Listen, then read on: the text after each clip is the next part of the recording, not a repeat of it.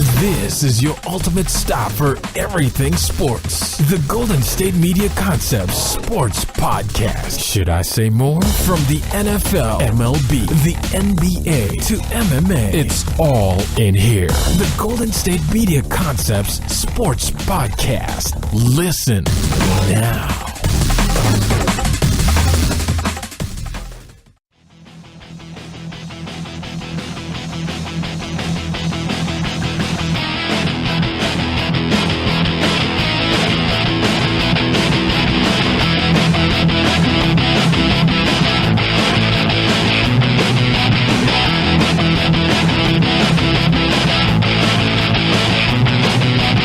All right, and welcome to the GSMC Sports Podcast. This episode is brought to you by the GSMC Podcast Network, and as always, I am your host, Jesse Tapia. Beginning of the week, no show this past Friday because I was out sick, but nonetheless, here I am. So, what we're talking about today, first segment, we got to lead off with Tiger, right? Yes, we do, so we will. Second segment, we'll be talking preseason football from Thursday, Friday, and Saturday. Some players who stood out to me, going to be talking about the rookie quarterbacks.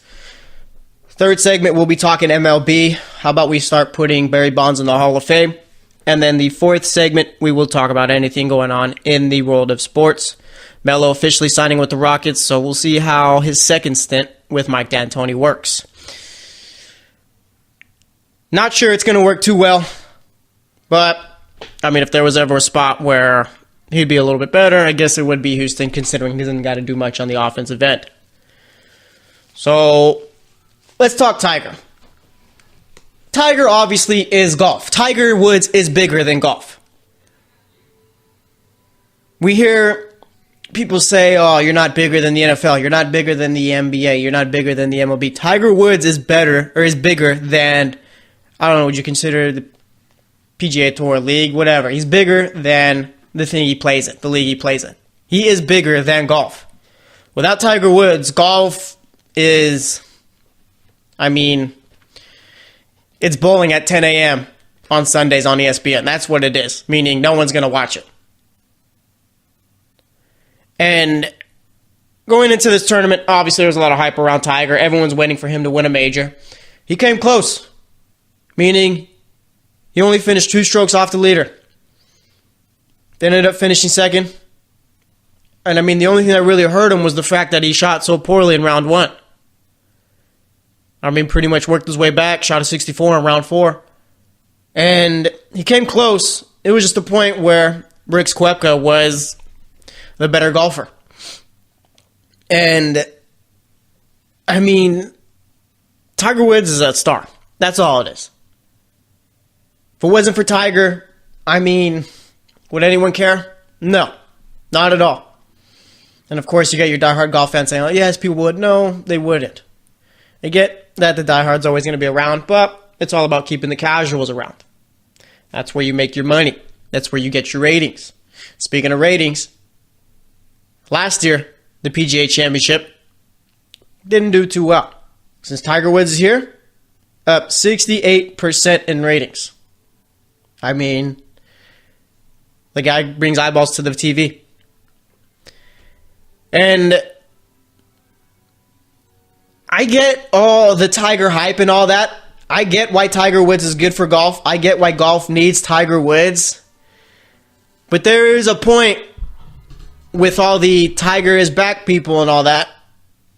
If we're going to keep it real here, you are cheering for a guy who hasn't won a tournament all year.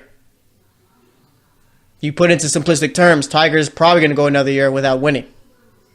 Essentially, you're cheering for a loser. I get it. It's Tiger Woods. Again, I get it. But I think we need to pump the brakes a bit on the Tiger excitement. How about he wins something? How about we do that? When he wins something, sure. Be the biggest story in golf. We'll talk all about it. But like I said, Tiger hasn't won anything. Tiger lost this tournament. Tiger won the Open also. But we talk as if he won.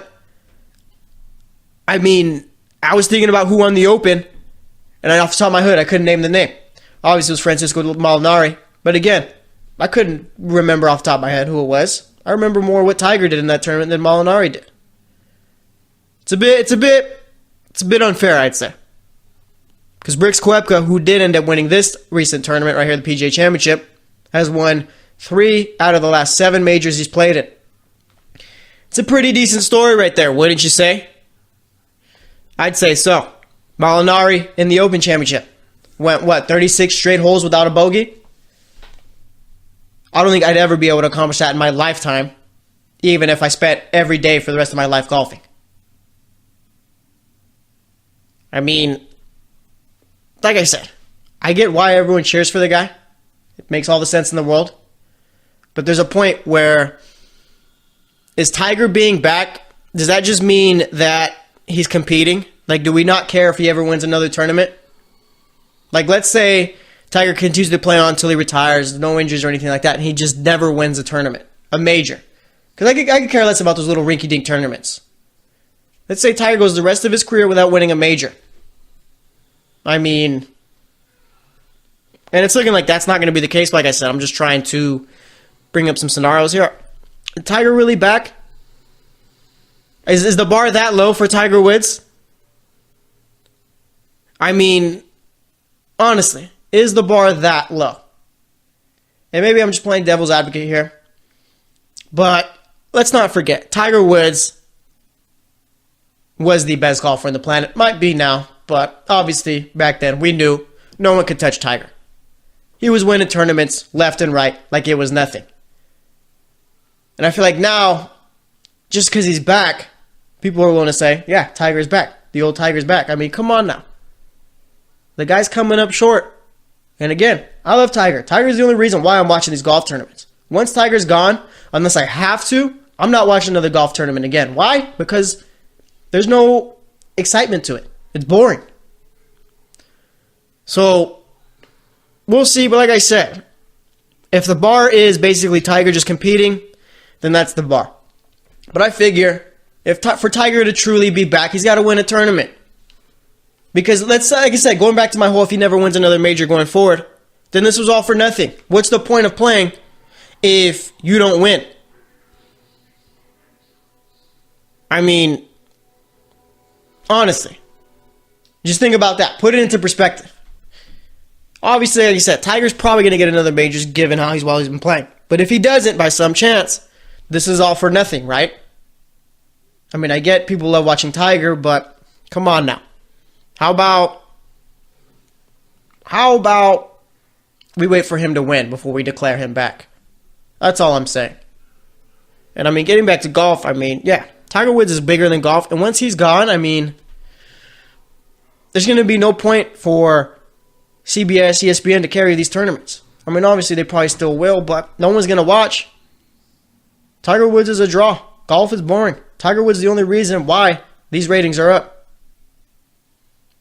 And I'm curious, I don't think golf can die because they got that country club money, but I mean, there's a point where the Golf Channel going to be around anymore? I'm not sure. Tiger Woods literally is golf. As good as Brooks Koepka, Rory McIlroy, Phil Mickelson. No one cares. Tiger Woods is literally golf. I mean, it's ridiculous. So, like I said, we'll see what ends up happening. But I think right now, for the Masters, Tiger is already top 2 favorite, I think, to win it.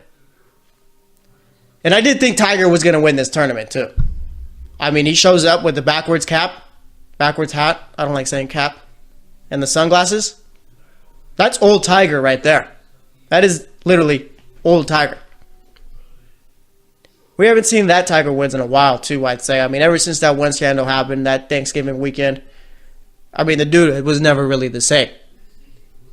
And unless I've missed it, I'd say that this was the first time that we saw the old Tiger. And that's crazy, too. Tiger Woods has become such a media darling that everyone just ignores what happened, or they just gotten past it and just don't care anymore. And I'm not trying to knock Tiger or anything like that. I'm honestly just kind of like amazed. I don't know if that's the right word. It's just kind of crazy.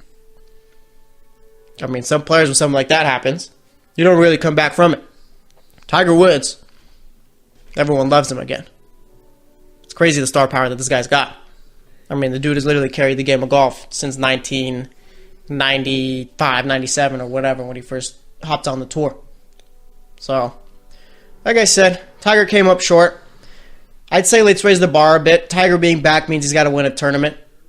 A major would be cool, but at least have him win a tournament rather than, in reality, the dude's just losing. The dude has just lost all year long. Come on now. Let's have some high expectations here. That's all I'm trying to say. And that's all I got to say for this segment, pretty much. Like I said, Brooks Koepka, your PGA Championship winner. 3 major wins in the last 7 tournaments for him. 7 major tournaments. But no one really cares. No one's going to remember Brooks Koepka winning the 2018 PGA Championship. Everyone's going to remember the fact that Tiger Woods came up short and Tiger's back, I guess. And I'm not trying to hate on Tiger. Like I said, Tiger's the only reason why I'm watching golf. But there's a point where let's give these other guys some shine instead of just making it all about Tiger. If you don't want to, that's fine. I get it. But we're going to wrap it up here. Next up, we're going to be talking about the preseason game, so stay tuned, and I'll be right back.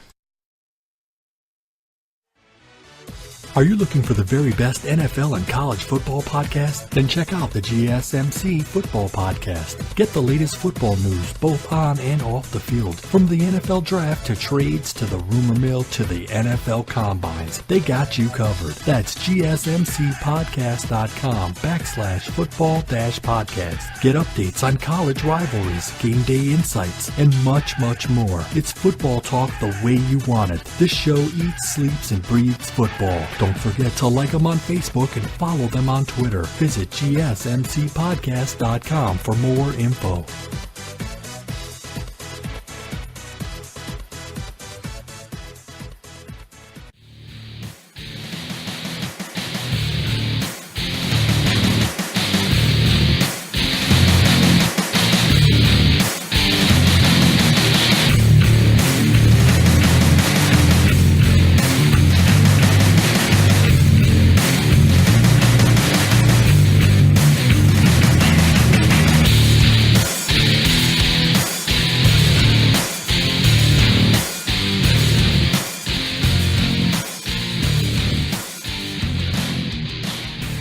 And welcome back to the GSMC Sports Podcast. First segment, we spent it talking about Tiger. You got to. It's Tiger Woods, right? The dude literally is golf. He's bigger than golf. People might not, the diehards might not want to hear that, but it's the truth. Tiger Woods is bigger than your sport. And once Tiger Woods goes, your sport's going to go down the drain. It is what it is. So now we move on to the NFL. Preseason, I figured I was setting myself up for failure with all the excitement, given that how excited I was for the Hall of Fame game and how bad that stunk. Preseason games were actually pretty entertaining, dare I say it. Turns out when you find someone to watch or a storyline to watch or whatever, it gets better. So let's talk about my thoughts from the games that I was able to watch and catch. So let's talk about the rookie quarterbacks. Bills, Panthers first. I watched Josh Allen. He's a work in progress. And I think we all know that. He's not someone who needs to start week 1 for the Bills. And I think that's fine. Amongst the 3 quarterbacks that played, Nathan Peterman, Josh Allen, and A.J. McCarron, Josh Allen had the worst day of them all. Josh Allen completed 9 out of his 19 passes, 116 yards, 1 touchdown. Looks decent, but when you put it into perspective, Nathan Peterman completed 9 out of 10 passes, threw for 3 more yards, 119, a touchdown, did throw a pick. And you had McCarron, who went 7 of 10, 116 yards, no touchdowns, no interceptions. And let's not forget, Josh Allen was doing this against the third-teamers. And I'm not trying to hate on Josh Allen or anything like that. I just think, like I said, he's got the arm talent. That's all there. It's just a point where the guy is not really accurate. He needs time. He should not start week 1 for the Bills. He should not play 1 game this season. And honestly, amongst all the quarterbacks, rookie quarterbacks, I think Josh Allen is the worst. At least for the ones who went first round. That doesn't necessarily mean that I think he's going to be a terrible quarterback. in the league. It's just a point of, I just don't think he'll be as good as those other guys. So I think Buffalo's got to go with Peterman or McCarron as their week 1 starter. I think they'd be doing a disservice to Josh Allen if they started him week 1. So then we move on to the Browns and Giants. I could tell Browns fans are really, really going to push and yell to get Baker Mayfield as the starter. He played well against the Giants in his time. 11 of 20, 212 yards, 2 touchdowns. The dude's pocket presence is ridiculous. The way he moves around the pocket, his footwork, everything, is literally perfect. The guy's going to be a good quarterback going forward, but as of right now, if I'm the Browns, I'm sticking with Tyrod. Tyrod went 5 of 5, 99 yards and a touchdown. Tyrod Taylor, I don't understand it. Why do we act as if Tyrod Taylor isn't a good quarterback? I literally don't get it whatsoever. There's no way, and I don't get Bills fans not liking Tyrod Taylor either. Bills fans, I don't understand that at all. You mean to tell me that the quarterback that took you to the playoffs for the first time in 21 years is no good? But this dude over here, who couldn't complete a pass in the Mountain West with Wyoming, couldn't even win a bunch of ball games there, he's better? I'm not sure what they're putting in the wings over there in Buffalo, but, I guess they can be wrong if they want. But like I said, I really hope that this Browns coaching staff really, really ignores these Browns fans. At least the ones who want Baker Mayfield as a starter. I get it. He's your number 1 pick. You've been dying for a quarterback. Every quarterback that your team has selected has been hot garbage. I get it. You just want this one to work. But you got a perfectly fine quarterback in Tyrod Taylor, who will probably take this team farther than Baker Mayfield would this season. And like I said, I think Baker Mayfield's going to be a very good quarterback. But there's a point where you need to be smart about this. Tyrod Taylor currently is better than Baker Mayfield, and Tyrod Taylor should be the starter. And as far as the other Browns rookies in this game, you had Nick Chubb, 15 carries, 11 yards. Not great at all. And then you had Saquon Barkley on the other side. We got real hyped up over one run. Saquon Barkley, I think it was his first carry, takes the ball for 39 yards. After that, he had 3 carries for 4 yards. Pump the brakes, please. Again, he only had 1 solid carry. After that, was getting stuffed. I'm not saying Saquon Barkley is going to be bad, but give it some time. How about that? Why do we always have to jump to conclusions with these players? I don't understand it at all. So let's see. Let's move on to the Jets. Sam Darnold, I might be jumping the gun here, but I think Sam Darnold might need to be the starter for the Jets. Either him or Teddy Two Gloves, meaning Teddy Bridgewater. Bridgewater played well, 7 of 8, 85 yards, 1 touchdown. Like I said, pretty much, he looked smooth. He looked like the old Teddy Bridgewater. Again, this is the first preseason game, so I'm not sure how much stock you could put into this, but either way, Teddy looked good. Enter Sam Darnold.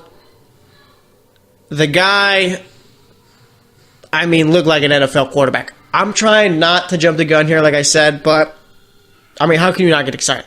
13 of 18. Did throw for 96 yards. 1 touchdown. He was throwing guys open, making all the throws he needed to make. The Jets might have a problem here. A good problem, but nonetheless, a problem. Who are you going to start week 1? I think they're doing the team the disservice if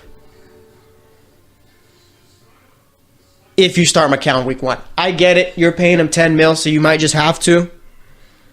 But either way, he's not going to give you the best opportunity to win at all. Teddy Bridgewater and Sam Darnold would do that. And I think Teddy Bridgewater probably would be the best option. But, Sam Darnold is your number 1 pick. And if you haven't seen that fight between the Jets and Redskins at their joint practices, you need to see that. I mean, training camp fights are my favorite. Just because, I mean, we don't get to see that during the regular season. And I don't condone fighting. But, I mean, let's not lie. It's entertaining to watch between the two teams. So, I mean, I don't hate it. Like I said, Sam Darnold played well. Jets ended up winning that game. I mean, I could care less about a win, but nonetheless thought I should mention that. So, we'll see what the Jets end up doing with Darnold. Lamar Jackson looked much better in his second game with the Ravens compared to his first. And, I mean, this is what he needed right here. Went 7 of 18, 119 yards, had a rushing touchdown. Let's see, 5 carries, 21 yards, and a touchdown, like I said. Lamar Jackson's going to be a very good quarterback. Dare I say it, he could end up being the best quarterback in this draft class. But the guy has no business starting this season. Why? He needs to develop. Just like Josh Allen, he's a project. But I'd say that Lamar Jackson's that project is more advanced. With Josh Allen, I feel like you're kind of just starting from scratch. And I might just be too down on Josh Allen. But like I said, as far as Lamar Jackson goes, I mean, the guy played well. Like I said, 7 of 18, 119 yards, no touchdowns, didn't throw any interceptions, though. And made some moves with his feet with the ball. Joe Flacco, he's going to be the starter this season. We'll see how long that lasts. RG3 looked good in this game, too. 5 of 7, 88 yards, 1 touchdown. I mean, Baltimore's got a pretty decent quarterback situation. And don't sleep on RG3. RG3 might be back. He might just be. I like the way he played. And, I mean, we all know RG3 is a good quarterback. It's just the fact that the guy can't stay on the field. RG3 continues to impress. Maybe he finds a starting job somewhere else. That's all I'm saying. Let's take a look at how Josh Rosen did. And Josh Rosen, I think, Josh Rosen is my favorite rookie quarterback coming out of this past draft. He ended up going 6 of 13, 41 yards. I mean, the guy didn't really have an offensive line to help protect him. Basically, scramble around the entire time. Not too much time to look down the field or make the right throw. So, I mean, you can't really judge this performance right here. Like I said, the dude really didn't have any time throwing the ball. So, Rosen, he might be the most NFL-ready quarterback right now, but we won't see him maybe till next year or this year if Sam Bradford ends up getting hurt. And I mentioned earlier with Saquon Barkley, he had one solid run, and everyone was losing their minds. Same thing happened with Marshawn Lynch. Marshawn Lynch's didn't count either.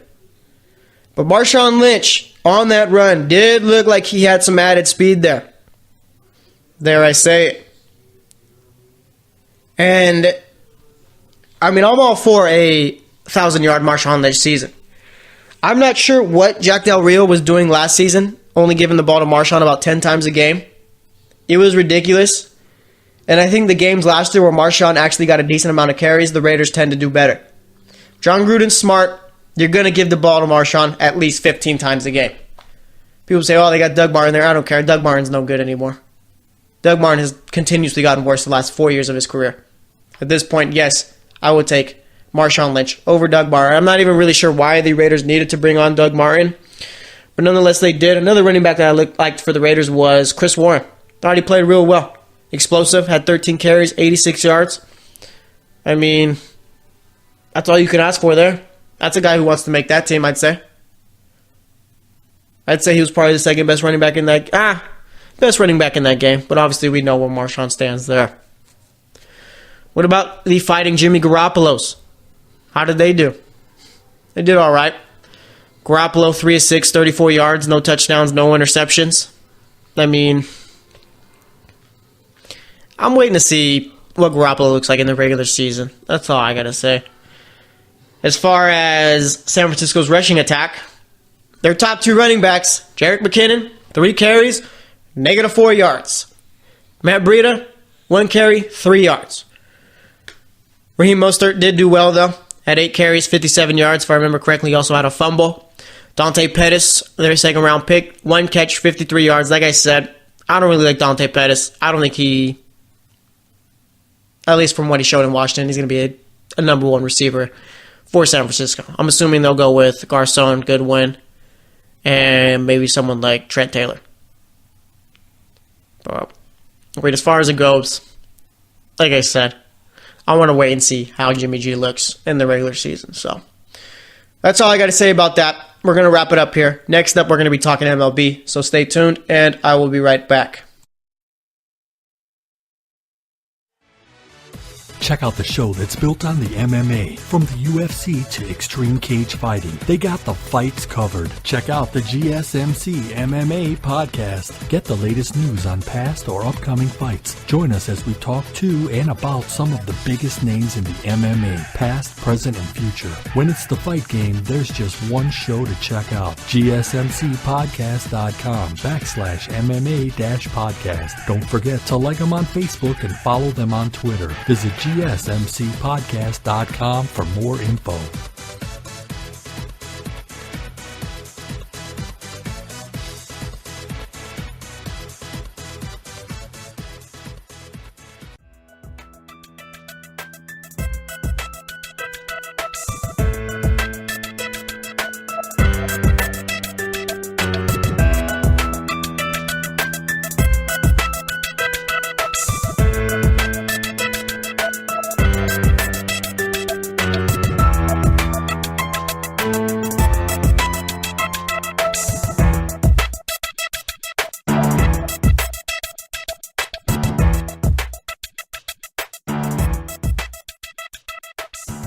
All right, and welcome back to the GSMC Sports Podcast. So far today, we've talked Tiger Woods. Turns out he hasn't won a tournament at all this year, but he is back, I guess. The bar is so low for that guy. I mean, works out more for him, I guess. Second segment, we talked about some of the notable things I saw in the preseason, and now we move on over to the MLB. So I want to start off with this. The Giants ended up retiring Barry Bonds' number, as they should have. And Barry Bonds is the greatest hitter of all time. Any other answer is wrong. It is. I mean, the guy was dominant when he was with the Pirates, and he was dominant when he was with the Giants. People say, oh, what about the steroids? Dude was already the best hitter in the league before he started taking roids. I mean, come on now. How do we not put Barry Bonds in the Hall of Fame? That's probably one of the biggest travesties in all of baseball. I mean, it's a bit ridiculous, isn't it? 7-time MVP, 14-time All-Star, 12-time Silver Slugger, 2 batting titles. Dude's got 8 gold gloves. And we're not going to put him in the Hall of Fame because he did some steroids like every other player during that time. And I mean, did Barry Bonds ever test positive? No. I mean, the dude hit 73 home runs in 2001. That's ridiculous. Let me see if I can find his batting average for that season, where he hit 73 bombs. Let's see.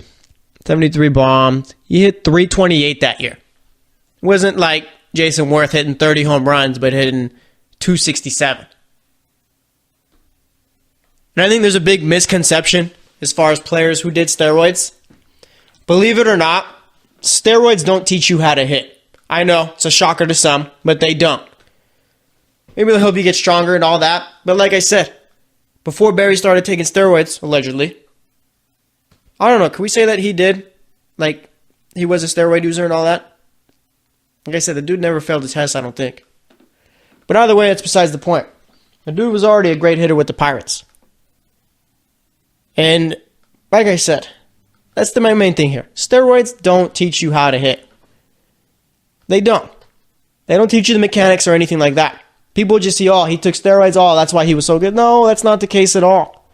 I think we got to get past this whole steroids thing too. Like, obviously, it's probably better if your players aren't using them.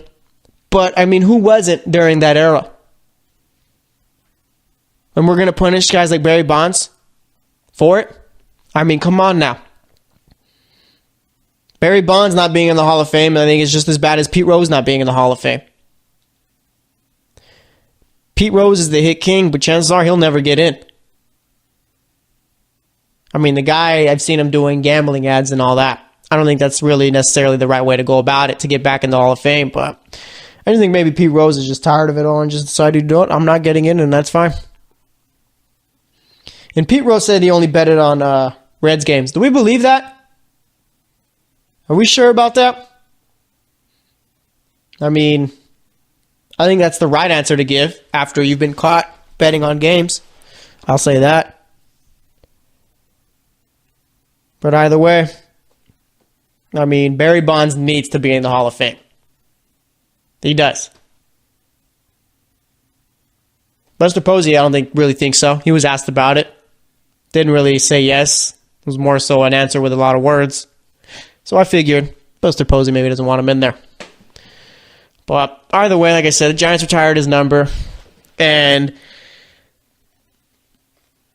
I think we got to get him in. I really do. I don't think it will ever happen, though. It should, but like I said, probably won't. So let's see what happened as far as this past weekend in baseball. Let's check out yesterday's scores. We had the Red Sox beating the Orioles 4-1. Chris Sale, first start off the DL. Dude strikes out 12 in 5 innings. It's ridiculous how well this Red Sox team has played all year long. And I'm just kind of waiting for them to hit that slump. Because baseball, the way it goes, you're going to hit that slump at least once in a season where nothing is going good for you. The Red Sox is just, this doesn't happen in baseball. The Red Sox have been good for a continuous time too. They've been just way too good. You just got to figure that the baseball gods are eventually going to come for them. We'll see. We had the Yankees beating the Rangers 7-2. Yankees have been picking it up since that 4-game sweep of the against the Red Sox where they lost. I mean, world did feel like it was falling. The sky did feel like it was falling for the Yankees after that series, but seems like I said, they picked themselves up. They have been playing some bad teams, but I mean, it's not like they've been doing well against these bad teams. It's good that they're finally picking up wins here. They're going to be getting Judge back probably at the end of the year. Not end of the year, I mean end of the month. So also Gary Sanchez. I'm not sure that they want Gary Sanchez back. Gary Sanchez, I mean, just that game against the Tampa Bay Rays just kind of sticks in your head. So we'll see what ends up happening there. Like I said, Yankees beat down on the Rangers 7-2. CC Sabathia, too. I mean, how is this guy still pitching well? 7-4 this season, 3.32 ERA. CC Sabathia, I'm going to just say, he's not shaped like an athlete. Let's be real here. But for some reason, the dude just knows how to pitch. And like you've been kind of waiting for CC to fall off because, I mean, he is an older guy. But it just hasn't happened yet. So, I mean, Severino hasn't really been looking good. Maybe you throw CC in there for that wild card game. I mean, I'm just throwing stuff out there. So let's see what else. We had the Blue Jays beating the Tampa Bay Rays 2-1. Tigers beating the Twins 4-2. Diamondbacks beating the Reds 9-2. Mets beating the Marlins 4-3. A very rare Mets win there. I mean, the Mets actually only win when Syndergaard's pitching, I guess. And poor Jacob deGrom, I mean, that team refuses to give him run support. Braves beat the Brewers 8-7. Indians beat the White Sox 9-7. Mariners beat the Astros 4-3 in extra innings. Cardinals beat the Royals 8-2. Rockies beat the Dodgers 4-3. Padres beat the Phillies 9-3. And then we had the Giants beating the Pirates 4-3. A's beating the Angels 8-7. And then the Cubs walking off grand slam, beating the Nationals 4-3. Let's check out the standings right here. And look out in the AL West. Out in the AL West, the A's are only 2.5 games back of the Astros. I did not think the Mariners nor the A's would be catching the Astros this season, but I mean, Astros have lost 4 in a row, 5-5 in their last 10. A's have won 2 in a row, 8-2 in their last 10. And I will say this about the A's. They haven't had the toughest competition the last month and a half or so, I'd say. They've been playing a lot of bad teams, and I do think this is a good baseball team. But like I said, I'm not trying to change my tune-up on the A's, but they're kind of scaring me a bit, just given that they're beating down on bad teams and haven't really had to play any tough ones yet, as far as the last couple months or so, like I said. And I think this is worst case scenario for the Yankees. If I'm the Yankees, I want to play the A's in the wild card game. If I have to play the Astros, that's a problem. 4 games in a row losses. I mean, who cares? They're still one of the best teams in the AL. And I mean, the Yankees right now do have a better record, so I'd say maybe the Yankees are the better team. But I just figure the A's tend to just collapse when it comes to wild card games or even the first round of the playoffs. So, like I said, if I was the Yankees, I'd want to play the A's. Speaking of the Yankees in the AL East, they're 9.5 games back of Boston. I mean, it's ridiculous how the Yankees are 74-43 and they're 9.5 games back of the number one team in that division. I mean, it's ridiculous how well Boston's been playing. 85-35, I mean, come on now. Indians 12 games up on the Twins. I don't even know why I update the AL Central. Easily the worst division in baseball. So let's see. We have in the NL East, Braves tied with the Phillies for first. Braves ahead, just given off of winning percentage. Cubs up 3 games on the Brewers, 5.5 up on the Cardinals. Pirates, their little wild card push, not looking great. Diamondbacks currently up a game on the Dodgers and a game and a half up on the Rockies in the NL West. Let's check the wild card standings right now. Yankees 4.5 up on the A's. Yankees going to be making that wild card game. It's just a matter of who they're playing against. Mariners only a game and a half back of the A's for that second wild card spot. So it's going to be a fun little race to watch for. And like I said, I mean, A's could really catch the Astros. And I mean, it'd be like a 3-team race basically for that second spot. Over in the NL, Philadelphia and the Brewers both tied for that number 1 spot, but it goes to the Phillies right now based off of winning percentage. Dodgers 2 games back of the Brewers. Well, 2 games back of them both, I guess you could say. Cardinals 2.5 back. Rockies 2.5 back also. Pirates 5 back. Not looking good for the Pirates. They're not making the playoffs. And as for the Nationals, they probably won't be either. But that's what's going on in the MLB right now. Like I said, Barry Bonds needs to be in the Hall of Fame. It's ridiculous how the Yankees are 9.5 games back and the second best record in the league. But that's just baseball for you, I guess. So we're going to wrap it up here. Next up, we will be talking about anything else going on in the world of sports. So stay tuned, and I will be right back. Are you looking for help for your fantasy football team? Check out the GSMC Fantasy Football Podcast. Get today's best advice on who to start, who to sit, even who you should draft. From sleeper picks to red-hot lineups, they got it all covered for you. That's gsmcpodcast.com/fantasy-football-podcast. We'll cover traditional leagues, dynasty, PPR, even IDP leagues. When you need fantasy help, there's just one show to hit up. Don't forget to like them on Facebook and follow them on Twitter. Visit gsmcpodcast.com for more info.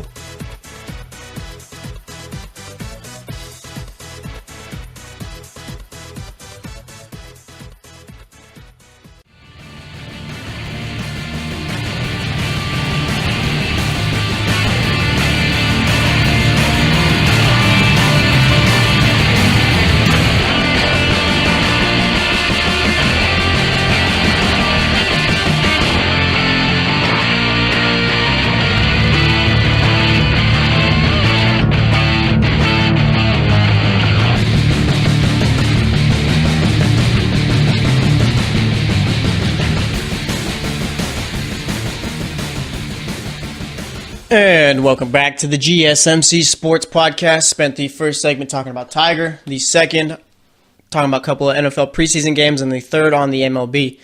Now we move on to talk about anything else going on in the world of sports. Melo officially signs with the Rockets.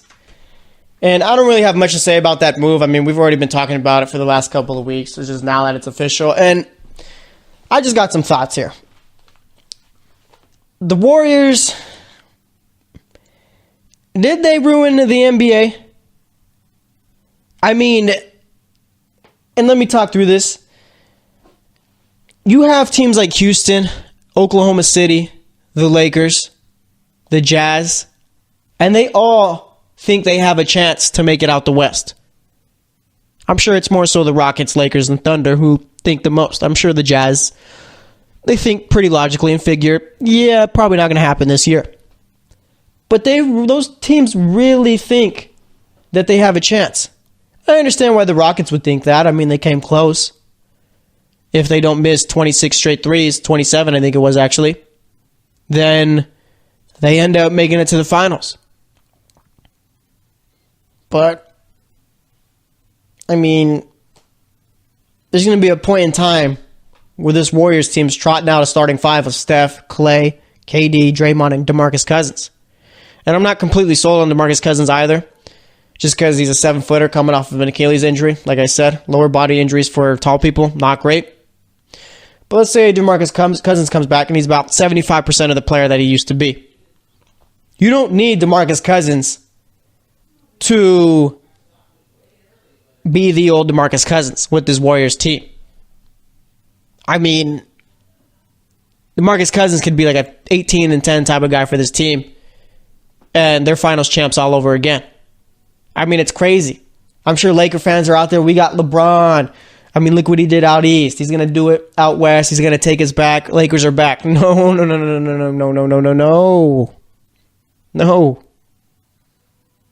Like, Lakers don't have a shot against the Warriors. The Thunder have 0 shot against the Warriors. People say, oh, well, look at the Thunder in the regular season last year against them. Who cares? It's the regular season. Steve Kerr was sitting guys for fun in the regular season last year. The Warriors literally do not care about the regular season. I mean, it's fairly evident. And like I said, I guess the Rockets are the only team who really poses a challenge to the Warriors, but even then, so I feel like their best shot was last season. You don't really have too many opportunities to beat this Warriors team, whether it be in the finals or the playoffs. And if you don't take advantage of that one opportunity, chances are you're not getting that opportunity back. So, like I said, I'm not mad at the Warriors for being as good as they are. There's just a point where, I mean, all this irrational confidence from these teams thinking they can beat them, maybe it did ruin the NBA a bit. Who knows? But, I mean, we'll see what Melo can do with this Rockets team. My whole thing, I don't hate Melo. I just think he's old, and I think that's all it is.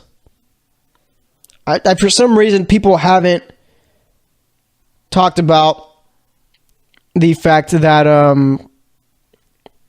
the dude is, 34? I mean, why haven't we talked about Melo being on the back end of his career? Or is it just something that's just common knowledge and there's no reason to speak about it? I mean, I'm not sure. But, like I said, just wanted to note that none of those teams out west have any shot whatsoever to knock off the Warriors. So let's see what's going on else around the world. We had the Premier League starting up this weekend, the EPL. Let's take a look at those scores. Arsenal and Manchester City played on Sunday. There was no surprises there. I do expect Arsenal to finish top 4 this season, but a loss to Manchester City in the opening game. We all knew that was going to happen. Liverpool beat up on West Ham 4-0. Goals from Salah, 2 from Mane, and 1 from Daniel Sturridge. Scored 24 seconds after he came on. Southampton and Burnley tied 0-0. And let's take a look at Saturday's games. We had Tottenham beating Newcastle. All three beat them 2-1. All 3 goals came within the first 20 minutes of the match. Bournemouth beat Cardiff City 2-0. Crystal Palace beat newly promoted Fulham 2-0 also. Goal from Wilfried Zaha in the 79th minute. Chelsea beat Huddersfield Town 3-0. Conte scored. Jorginho scored a penalty. We had Pedro scoring. Chelsea's going to be a pretty decent team, I'd say, this season. Watford beating Brighton and Hove Albion 2-0. Goals from Pereira in the 35th and 54th minute. And then we had Wolves drawing with Everton. Richarlison scoring twice, 17th and 67th minute for Everton, the new signing for them. And then for Wolverhampton, you had Ruben Neves scoring in the 44th minute, and then newly bought player Raul Jimenez scoring in the 80th. I'm assuming that between Chicharito and Raul Jimenez is probably going to have a better season this year. I feel like the team's more built to his strengths. And Wolves are going to be a pretty decent team. I wouldn't be surprised at all if they end up finishing top 10.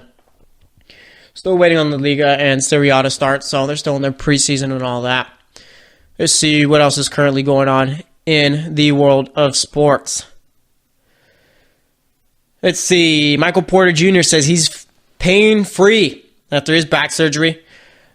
I'm assuming that means he's going to be playing this season. And if he does, and he's the Michael Porter Jr. that has been hyped up, Nuggets are going to be putting up about 130 points per game. Now, there is a downside to that. Not too many players on that team play defense. Jokic doesn't. Millsap isn't really known for his defense. Neither is Gary Harris or Jamal Murray.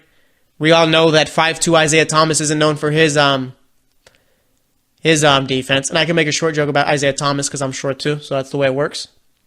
But, I mean, the Nuggets are going to be a real fun team to watch. It's just like I said, the whole thing with them, their Achilles heel is their defense. I'm not sure that they'll be able to get far, just given the fact that they're going to be giving up 131 after scoring 130 every game. Speaking of Isaiah Thomas, he did have some choice words about Cleveland. I can't say it on this podcast, but people got pretty mad at him, mostly Clevelanders. And I don't really have a problem with Isaiah Thomas speaking his mind. I get why people from Cleveland are pretty mad about it. But, I mean, I don't really think that this is something that's newsworthy. I mean, we've all seen over the years, NBA players aren't really too fond of the city of Cleveland. I mean, Joakim Noah, classic words. Nobody says they're going on vacation to Cleveland. I mean, it's truth. But, obviously, those Clevelanders got to have their cities back. I don't think this will have any effect on Isaiah Thomas going forward, mainly because, I mean, if the dude balls out, averages 20 points a game this season, he's going to get a decent little contract next season. So, just wanted to bring that up. I thought it was kind of funny, just given how he had to apologize after. But either way, I mean, I think that's pretty much all that's going on in the world of sports. Actually, today, Saquon Barkley, I believe, tweaked something in practice. I think it was his ankle or hamstring, I believe. Let me double check that. Right now, his leg is wrapped. I don't think they've really talked about where he got hurt, but it's basically his left leg. So they wrapped that up.